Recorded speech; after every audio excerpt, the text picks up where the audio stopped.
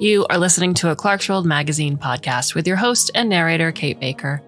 Greetings, Clarkesworld citizens. I hope this podcast finds you incredibly well. This is our second story for the month of November 2021, issue 182. I want to thank you for your patience. Got a little bit of a late start with the podcast. I was traveling the beginning of the month, and then came home to catching up on all that other work. I hope to pump out the next few over the next couple of days for your listening pleasure. As always, thank you so much for your ongoing support of the magazine. Without your support, Neil and I, and everyone who works here at Clarkesworld, couldn't do this. We couldn't give you stories each and every month. We couldn't put out issues with amazing art, with nonfiction, and with these podcasts. So, if you're in the giving spirit this holiday season, please consider just going to patreon.com/Clarkesworld. It's just $1 or more a month, and you can be a part of making this magazine happen. So our story is titled Dark Waters Still Flow and is by Alice Towey. So Alice Towey is a writer of speculative fiction and poetry based out of Northern California. Her short stories have appeared in Asimov's Fireside and Deep Magic. She's a graduate of the Viable Paradise Writing Workshop. When she's not writing, she works as a civil engineer specializing in water resources management. So, my dear listener, I hope you can sit back, relax, and let me tell you a story.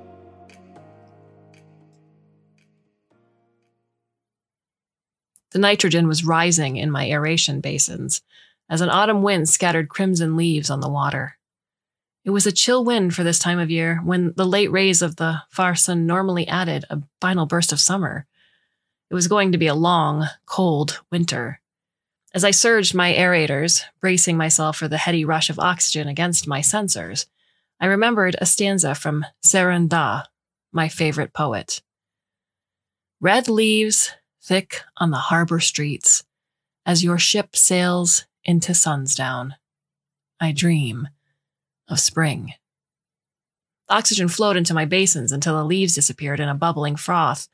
That would take care of the nitrogen levels, but I still didn't know why so many things were going wrong. For decades, I've been able to treat all the wastewater that Zavin City sends me with little complaint. But in the past 3 months, I'd experienced a constant series of malfunctions. Overnight, several pieces of my equipment had failed, even before the nitrogen spike. For now, all my processes were functioning normally. My filtration racks susurrated. My digesters churned, and clear water swirled through my effluent channel. From my southernmost camera, I saw a heron alight on a tree at the edge of the lagoon, its slender neck curved to watch the nutrient-rich waters for eels. "Good morning, Newt," Nixel called from my control room. "What's happening in the aeration basins?" Shifting 2% of my processing capacity to the control room camera, I saw Nixel hanging his coat on the back of his chair. He studied the hollow monitors, forehead wrinkled. "Nitrogen levels were 20% above normal," I said through the intercom. I increased the oxygenation to compensate. "Well done," Nixel smiled. "Let's increase the influent pump rate by 10%. And I see the filters were down overnight? I'd like a full report." Nixel was the third of his family to work as a water sage, after his father and great-aunt. He had exceptional attention to detail, and I was relieved that he was back on shift. As I described the night's events, I diverted a trickle of processing capacity to watch a junior sage enter the staff building and settle at her desk. "Good morning, Gerafina," I said softly from her console speaker. "How are you?" Gerafina always wore the traditional Meowrin gloves and mouth covering, a cultural relic of the plagues that drove her people to seek refuge in Zavin 100 years before.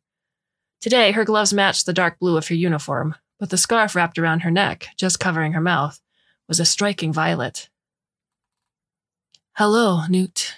I'm fine." Her eyes sparkled. "The morning weather is very cold. I find it's already getting old." I increased processing capacity to formulate a response. In the control room, Nixel was questioning me about the filtration system. Out on the edge of the lagoon, the heron pulled back its neck, tensed. "When cold autumn winds do blow, expect that soon you'll see some snow." Gerafina stifled a laugh with her fist. "Very good, Newt. You're getting better." She nodded toward the control room. "Is something wrong?" I'm afraid so. My filtration system clogged repeatedly overnight, and the pump well backed up. Then this morning there was a sudden increase in nitrogen levels. I'm still concerned about the filters. Can you check them? Of course. Let me log in first. There are some things I need a sage for, and Serafina is always willing to help. At least he can't blame you for the nitrogen spike, she murmured, so low I could barely hear her. Out on the lagoon, the heron's head whipped forward, snatching an eel from the water. Some things would be easier if I were a human. I'd like to imagine myself as one when I'm alone at night and have extra processing capacity. I'll picture a silver-haired woman, face etched with laugh lines, free to stroll the lagoon paths or read a book of her choosing. I like books. I've read 23. Occasionally, a sage will download one onto my server from the municipal library system, and I can read it. I've kept copies of every book I've ever read. Most are fiction or histories, sadly. None are poetry. I wish I had a complete book of Saran Das poems. I don't have access to the municipal network, of course, only sages do. A firewall protects me from malicious programs that could damage my operating systems or cause me to do terrible things to the lagoon. I am grateful for the firewall. I followed Serafina, camera to camera, as she inspected the plant, staring at my influent pump station and tracing the flow of water downstream. She walked along my disinfection channel, a small figure in a long blue coat billowed by the wind, pausing occasionally to check instrumentation. In my filtration building, she studied the racks of murmuring pipes before pausing in the pump room. Newt. I'm here, I said from the building speaker. She pointed at a control panel. Do you know why this pump is in manual mode? I zoomed in. I had no record of anyone resetting it. I don't know. Serafina stood by the pump for 15 seconds. As she re-entered the staff building, Nixel stepped out from the control room. Serafina, where have you been? She froze, shoulders raised. The filtration building? Newt said there was a problem.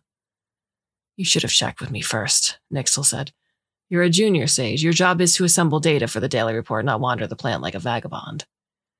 Her gloved hands jerked into fists, and her breathing accelerated, but she took a long, slow breath and opened her hands. Of course, senior sage. My apologies. Back at her desk, she sat hard in her chair, cheeks reddened above her scarf. She opened her hollow console and began to type rapidly. Nixel can be abrupt, I said, but it's only because he's so dedicated. His family has a long history working with Zavin City's utilities. I think he feels he has a legacy to live up to. She shook her head. I don't doubt that. But what he said, he called me a vagabond. Do you understand how insulting that is to Miaran? I couldn't think of a response. Serafina was the first Miaran I had met, but I was aware of the prejudices they faced. I had watched a previous generation of sages react to the refugees arriving desperate and haunted at Zavin City's ports. Had heard the next generation discuss the protests and the quotas.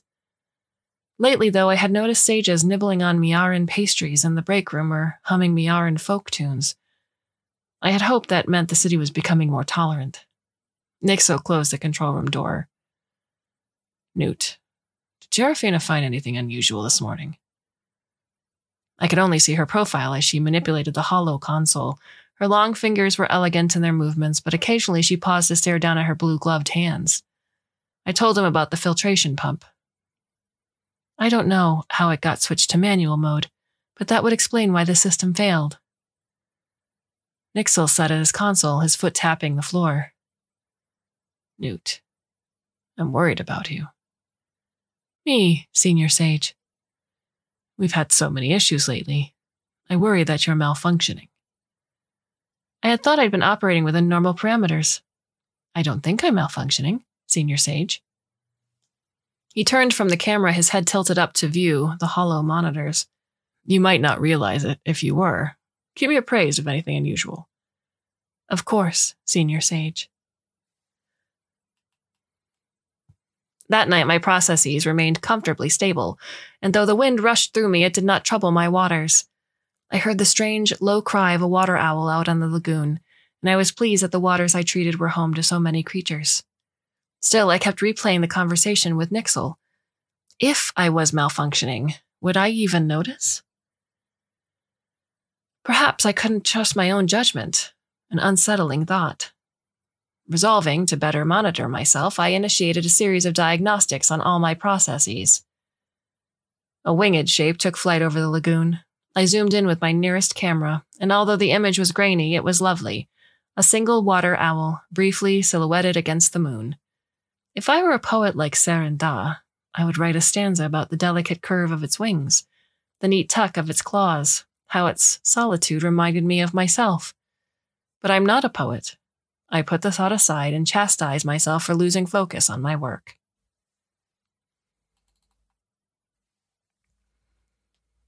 Serafina arrived in the dim light of first dawn. Today, her black gloves and mask were filigreed in silver, in a traditional Miauran pattern. She prepared a mug of tea in the break room and sat at her desk. "Good morning, Newt." She'd noticed the slight whir of the desk side camera. "How did everything go last night?" "Quite calm. I saw an owl take flight." She laughed. "Truly? Or are you just rhyming with me?" "Truly." I sent a still image to her console. As she opened the file, I realized I could always tell when she was smiling, even if I couldn't see her mouth. Her cheeks lifted, and tiny wrinkles formed at the corners of her eyes. The near sun rose, and the flow of water through me increased as the people of Zavin City woke and began their days. I adjusted pump rates and opened channels as Serafina assembled data for the daily report. She leaned forward, squinting at her console. "What's wrong with the aeration basin outflow pumps?" Normally, 2 of the 3 pumps are operating. That had been the case 90 minutes before. Now all 3 were off, and water was backing up in the basins and upstream channels. Worse, none of my alarms had notified me of the issue. I reoriented a nearby camera. One of the basins had filled close to overflowing, risking a spill of partially treated sewage into the lagoon. "I don't know what's happening," I said. "I'm afraid." As Serafina ran from the staff building, I frantically checked all my other systems. Bar screens, sludge pumps, filtration, electrical, disinfection. Everything else seemed to be fine. I sent an urgent message to Nixel, but he was likely still in transit. Serafina reached the pump station and knelt on the front of the control panel. I can't get pumps 1 and 2 back on." Pump 3 was older, and I only ever used it as a backup. As she struggled to restart it, I diverted influent flows to a holding tank. I ran a quick calculation. Even if she got pump 3 running, it wouldn't have enough capacity on its own. "There's an old portable pump in the disinfection building. You can use that to siphon more flow." Serafina nodded, still bent over the control panel. I couldn't zoom in enough to see what she was doing, and no data was coming in.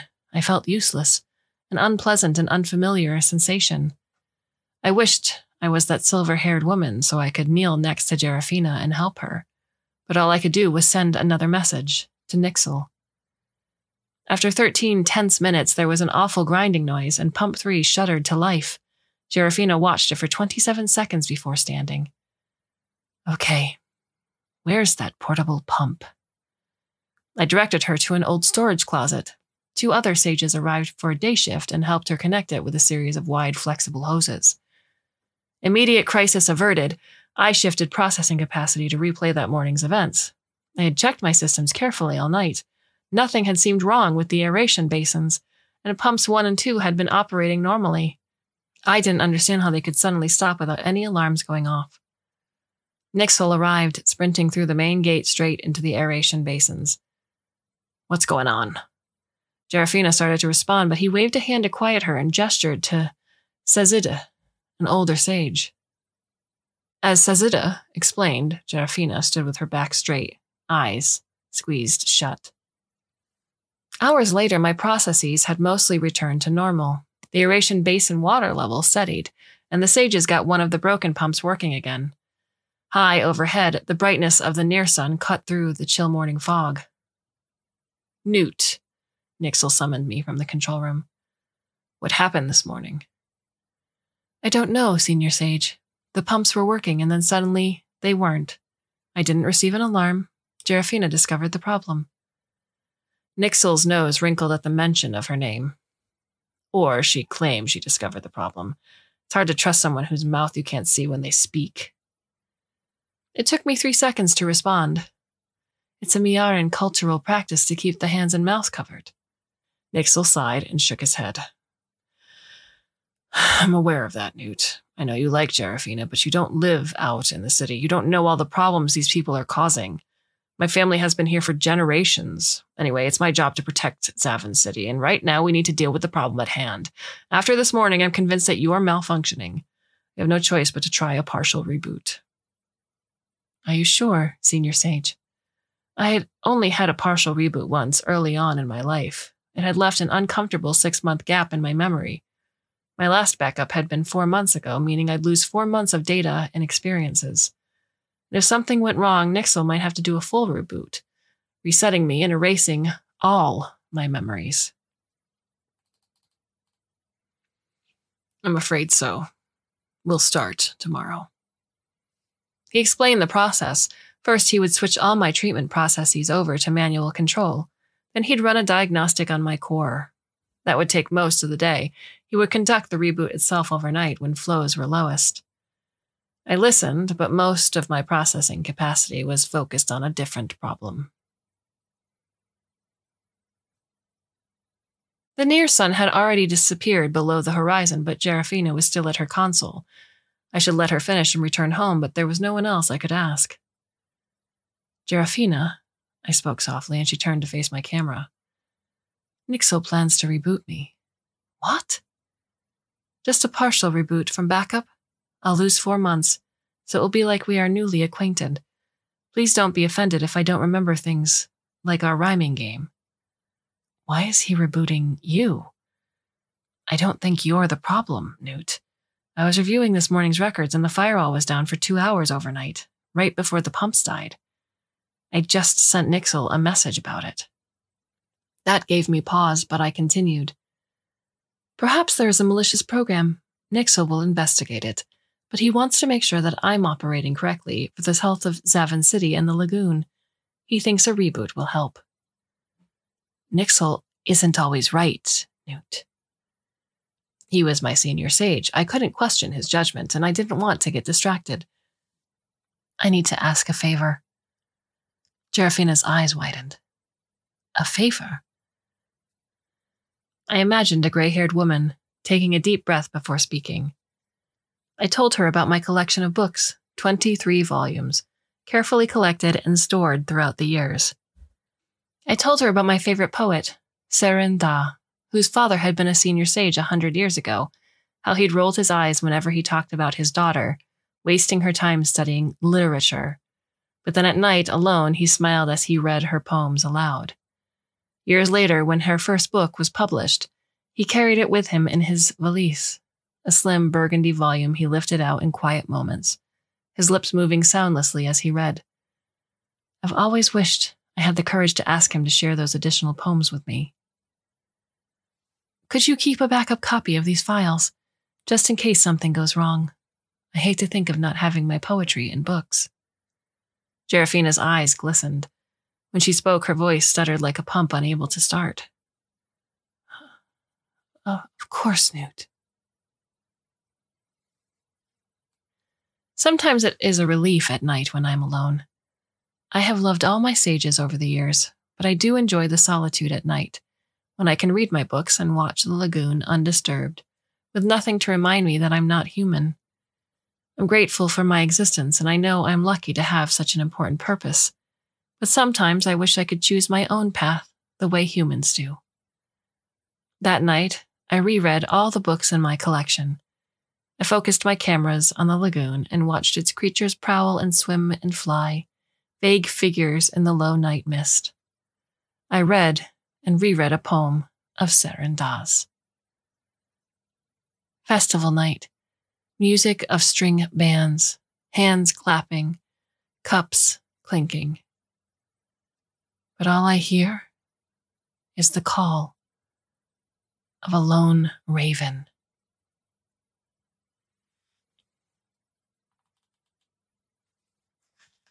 Nixel arrived promptly at first dawn to begin the reboot process. He paced in my control room, breathing 10% faster than usual. Perhaps he was as nervous as I was. He recited a set of codes I hadn't heard since I was first commissioned. Nutrient extraction and water treatment system. The words emerged from my intercom without my having spoken them. Process control switched to manual. I tried increasing the flow rate in a small chemical feed pump. Nothing happened. I had access to all my sensors, cameras, and instrumentation, but I could no longer control any of the pumps or filters. It seemed to only affect the treatment processes. I could still operate the auxiliary systems, like the lighting and HVAC. That should do it, Nixel said. See you later, Newt. He must not have realized that I was still aware, still listening. He grabbed his coat and left the control room. He walked out of the staff building. He hadn't initiated the diagnostic on my core. My intercom still worked, and I wondered if I should remind him about the core diagnostic. But Nixel was senior sage. He didn't forget things like that. Perhaps he planned to run it later. He might be upset to learn I was still conscious.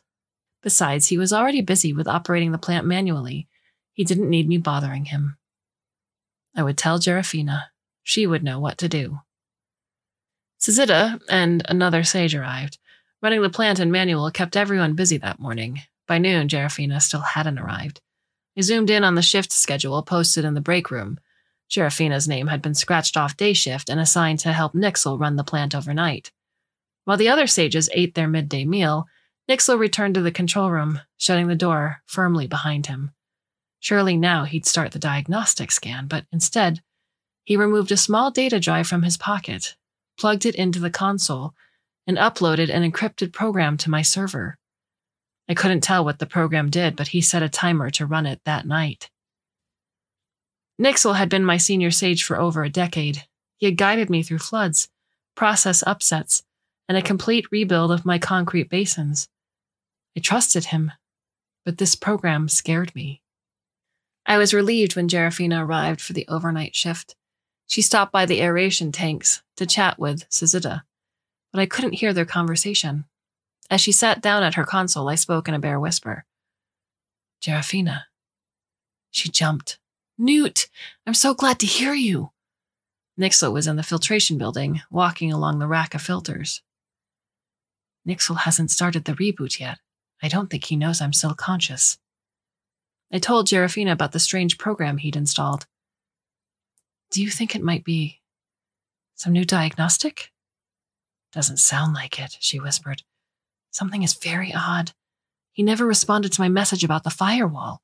Then I was supposed to report this morning, but he sent me a note at the last minute telling me I was on night shift with him. Alone. Nixel left the filtration building, heading back toward us. He's on his way, I told Gerafina. She nodded. I'm going to talk to him. 30 seconds later, Nixel entered the staff building. Gerafina stood, pulling her gloves tight and adjusting her scarf. She knocked on the control room door. Nixel glanced up, his mouth a thin line. Good. You're on time. The diagnostic didn't find any issue with Newt's core, so we can start the reboot now. For decades, I've heard humans describe negative emotions as a feeling in their stomach, a sinking sensation, a heaviness, a knot. Now I understood what they meant. I felt like my circuitry had turned to lead. Gerafina was braver than me. Nixel, you never started the diagnostic. You uploaded a program that's set to run in 90 minutes. The firewall has gone down every night for the past 3 months, and you're the only one with the access code for it. What's going on? Nixel stood, his face red. I expected him to argue or to castigate her insolence. What I didn't expect was for him to reach his arm back, hand curled to a fist, and punch her in the face. Gerafina, I called out as she fell. Nixel, what are you doing? Newt? You're still here? He turned to his holo console and began typing, de-encrypting the program he had uploaded and resetting its timer.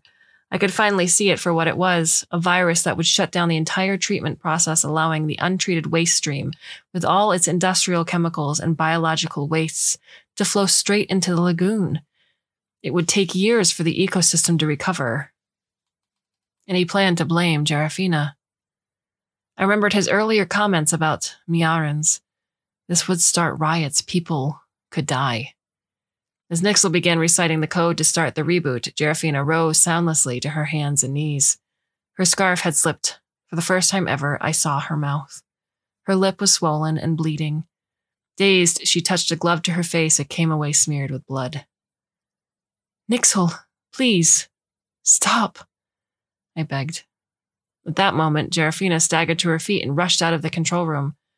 Damn it, Nixel turned to pursue her. Jarafina fled, Nixel following behind. Outside, she swerved around the sedimentation tanks and ran for the filtration building. She sprinted into the pump room and hid behind an electrical panel. I needed to get help. I tried to circumvent the firewall so I could send a message or sound an alarm, but it held firm. Nixel stepped inside the filtration building. I turned off the main lights, but the emergency lighting came on automatically, a red glow that reflected in his eyes. I ran through all the systems still available to me. Could I use the intercom to call for help? No, the speakers weren't loud enough to be heard in town. Come out, Jarafina. Nixel stalked along the edge of the room, checking between the racks of filters. Suddenly I realized the backup power supply. A decade ago, a generator had been installed for the staff building. It was not a treatment process, so I could still control it. If I bypassed the transfer switch and backfed the generator into the building while the municipal power was still energized, it would blow the transformer, causing an alarm at the Zavin City Fire Brigade. It was risky. If the building caught fire, it could destroy my main server. I would be gone, but Jarafina would be safe and the treatment processes could continue in manual mode. I might not be a human, but this was something only I could do to protect my friend and the lagoon. Nixel had finished searching the filter gallery. He picked up a large wrench and headed toward the pump room. Jarafina, he's coming. Run! She darted from the pump room, just feet from Nixel, and ran to the back door, pulling down a rack of equipment as she went. Tools and pipe came crashing down. I disabled the backup power transfer switch and turned on the generator. The lagoon, I said as she emerged from the building. Run for the lagoon. Power flooded through me, my circuits crackling. I turned on every light, console, and appliance in the staff building to increase the draw. Jarafina disappeared behind a stand of trees. Nixel erupted from the filtration building and ran after her. I wanted to warn her that he was right behind, but at that moment the transformer exploded. Nixel skidded to a halt as arcs of wild blue fire rose into the sky. A vast hum filled the air, and reflections of the spectral blue light danced on the water. I had only a fraction of a second to notice how beautiful it was before everything went dark.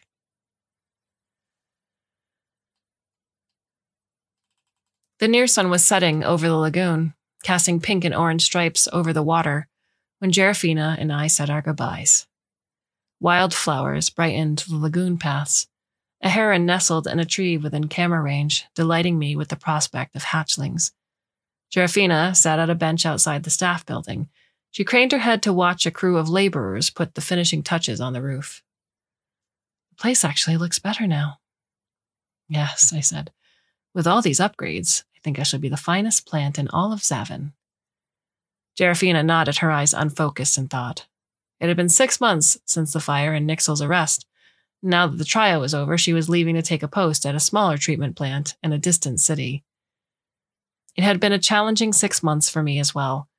The electrical overload had damaged my communications hub, leaving me without access to sensors or intercoms for a month, until the sages could fix it. It had been uncomfortable being in the dark for so long, but better than the alternative. At least my core had not been affected. We'd both been so preoccupied we barely had a chance to talk. Are you sure you want to leave? I had been practicing my words for weeks. Jarafina could decide to stay and be my senior sage someday. She looked down at her hands, gloved in a fine red silk today to match her beautiful mask. That's a lovely rhyme, Newt. but I can't stay here. Too many bad memories. I understand. The trial had been ugly. I'll miss you. I'll miss you too. When she looked up, her face had brightened. There was that sparkle in her eyes, and I could tell she was smiling. Newt, I've been so busy with the trial, but there's something I've been meaning to tell you. I wrote a new program for you. Think of it as my going away present. I just installed it. It should finish running by tomorrow morning. A program? For me? What does it do? It's downloading a copy of the entire municipal library to your server. It's quiet at night. All my processes are running smoothly. Filters humming, aeration tanks swirling with oxygen. Out on the edge of the lagoon, the heron warms its eggs, and the moon glow ripples on the water. I imagine a silver-haired woman walking through a darkened library. She moves quietly, reverently, past row upon row of shelves. She stops at a section of older books, tracing a finger over their spines. She selects a slim, burgundy-covered volume and opens it to read. Love, keep watch on the river, even after my boat has rounded the bend. I want you to see how, in spite of our sorrows, dark waters still flow.